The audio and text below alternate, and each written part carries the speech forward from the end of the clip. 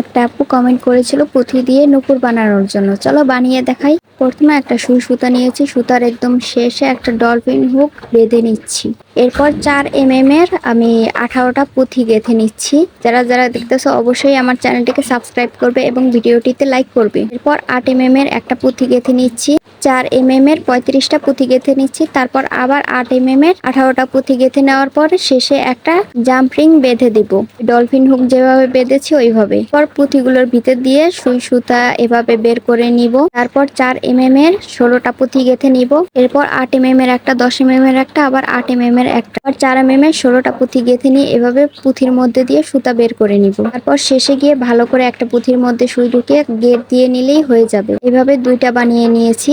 এই তো আমাদের নূপুর বানানো রেডি। টিকটক এবং ফেসবুক থেকে দেখতেছো তারা অবশ্যই ফলো করবে এবং ভিডিওটিতে লাইক করবে। তোমরা আর কে কি বানানো ভিডিও দেখতে চাও অবশ্যই কমেন্ট করবে।